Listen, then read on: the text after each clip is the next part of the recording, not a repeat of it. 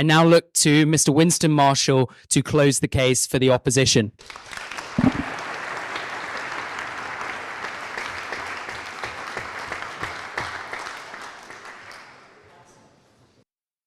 Ladies and gentlemen, words have a tendency to change meaning. When I was a boy, woman meant someone who didn't have a cock. Populism has become a word used synonymously with racist. We've heard ethno-nationalist, with bigot, with hillbilly, redneck, with deplorables. Elites use it to show their contempt for ordinary people. This is a recent change. Not long ago, Barack Obama, while still president at the North America's Leaders Summit in June 2016, he took umbrage with the notion that Trump be called a populist. How could Trump be called a populist? He doesn't care about working people. If anything, Obama argued, he was the populist. If anything, Obama argued, Bernie was the populist. It was Bernie who'd spent 5 decades fighting for working people. But Trump. Something curious happens. If you watch Obama's speeches after that point, more and more recently, he uses the word populist interchangeably with strongman, with authoritarian. The word changes meaning. It becomes a negative, a pejorative, a slur. To me, populism is not a dirty word. Since the 2008 crash, and specifically the $1 trillion Wall Street bailout, we are in the populist age. And for good reason. The elites have failed. Let me address some common fallacies, some of which have been made tonight. If the motion was that demagoguery was a threat to democracy, I would be on that side of the House. If the motion was that political violence was a threat to democracy, I'd be on that side of the House. January 6th has been mentioned. A dark day for America indeed. And I'm sure Congresswoman Pelosi will agree that the entire month of June 2020, when the federal courthouse in Portland, Oregon was under siege and under insurrection by radical progressives, those two were dark days for America. Yes? There is no equivalence of it. So that, yes. So you don't agree? That's fine, you don't agree, that's fine. But it is not like what happened on January 6th, which was an insurrection incited by the President of the United States. So you don't agree? But you'll condemn those days. My point, though, is that all political movements are susceptible to violence and indeed insurrection. And if we were arguing that fascism was a threat to democracy, I'd be on that side of the House. Indeed, the current populist age is a movement against fascism. I've got quite a lot to get through. Populism, as you know, is the politics of the ordinary people against an elite. Populism is not a threat to democracy. Populism is democracy. And why else have universal suffrage if not to keep elites in check? Ladies and gentlemen, given the success of Trump, and more recently Javier Milei taking a chainsaw to the state behemoth of Argentina's bureaucratic monster, you'd be mistaken for thinking this was a right-wing populist age. But that would be ignoring Occupy Wall Street. That would be ignoring Jeremy Corbyn's for the many, not the few. That would be ignoring Bernie against the billionaires, RFK Jr. against Big Pharma, and more recently, George Galloway against his better judgment. Now, all of them, including Galloway, recognize genuine concerns of ordinary people being otherwise ignored by the establishment. I'm actually rather surprised that our esteemed opposition, Congressman Pelosi, is on that side of the motion. I thought the left was supposed to be anti-elite. I thought the left was supposed to be anti-establishment.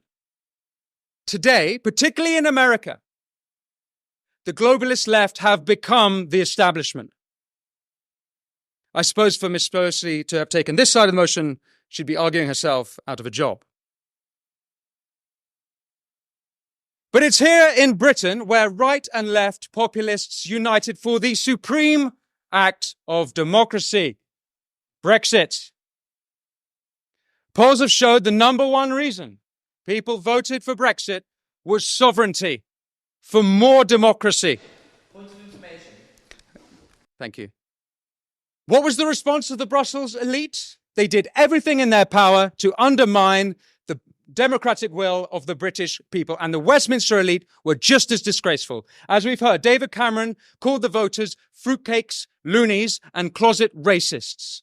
The Liberal Democrats did everything they could to overturn a democratic vote. Keir Starmer campaigned for a second referendum. Elites would have had us voting and voting and voting until we voted their way. Indeed, that's what happened in Ireland and in Denmark.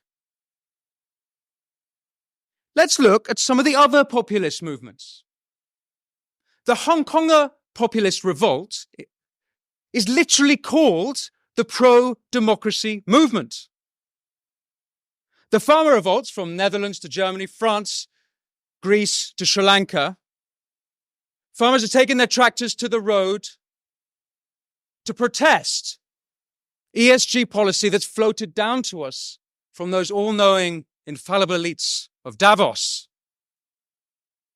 The trucker movement in Canada became anti-elitist when petty tyrant Prime Minister Justin Trudeau froze their bank accounts, not the behavior of a democratic head of state.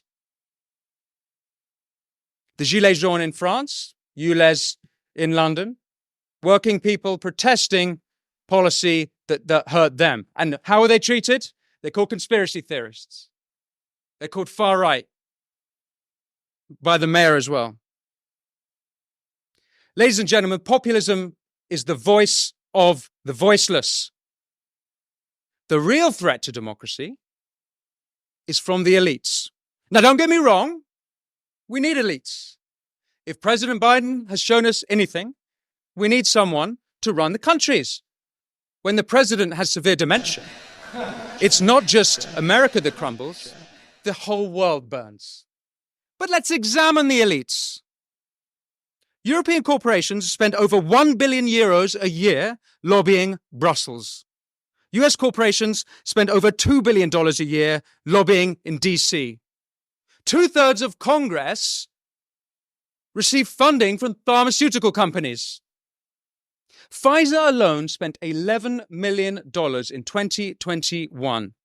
They made over $10 billion in profit. No wonder then that 66% of Americans think the economy is rigged against them for the rich and the powerful. And by the way, we used to have a word for when big business and big government were in cahoots. And I think any students here of early 20th century Italian history know what I'm talking about. What about big tech? Throughout the pandemic, Biden's team, the FBI, and the Department of Homeland Security colluded with big tech in censoring dissenting voices, not kooky conspiracy theorists. People like Dr. Jay Bhattacharya, the Stanford epidemiologist. People like Harvard scientist Martin Kulldorff. People spreading true information, not misinformation, true information at odds with the government narrative. Need I remind you, democracy without free speech is not democracy. This was a direct breach, by the way, of the First Amendment.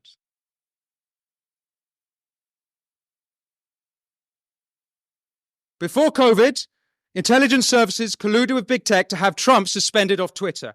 Yes, the same platform which hosted the Taliban and Ayatollah deaf to Israel Khomeini They thought the president crossed the line when he tweeted on Jan 6th, quote, "Remain peaceful, no violence, respect the law and our great men and women in blue." That's a quote. You may be thinking now that Trump is a populist. You are right. He didn't accept the 2020 elections, and he should have. So should Hillary in 2016, so should Brussels, and so should Westminster in 2016, and so too should Congresswoman Pelosi, instead of saying the 2016 election was, quote, hijacked. Quote, hijacked. Thank you.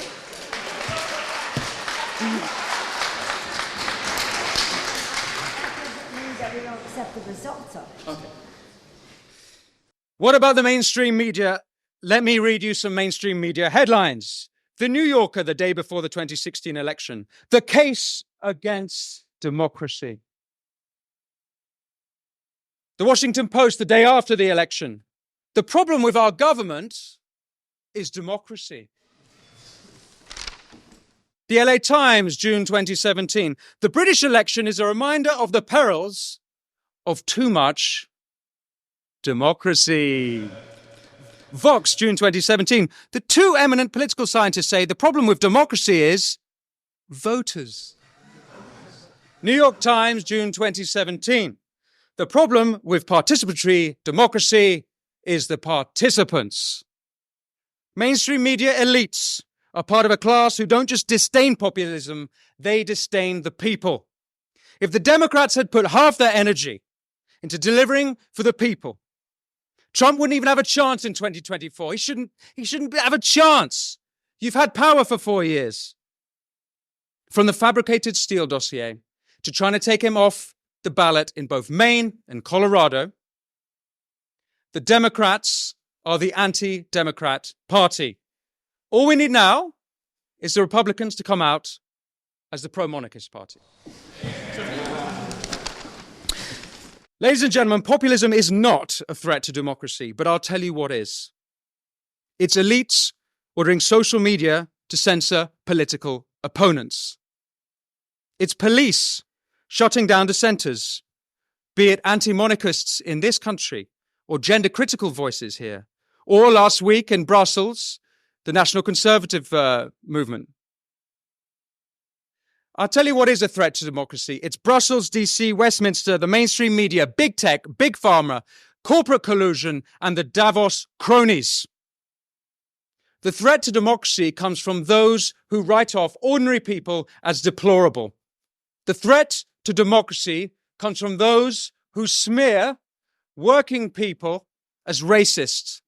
The threat to democracy comes from those who write off working people as populists. And I'll say one last thing. This populist age can be brought to an end at the snap of a finger. All that needs to be done is for elites to start listening to, respecting, and, God forbid, working for ordinary people. Thank you.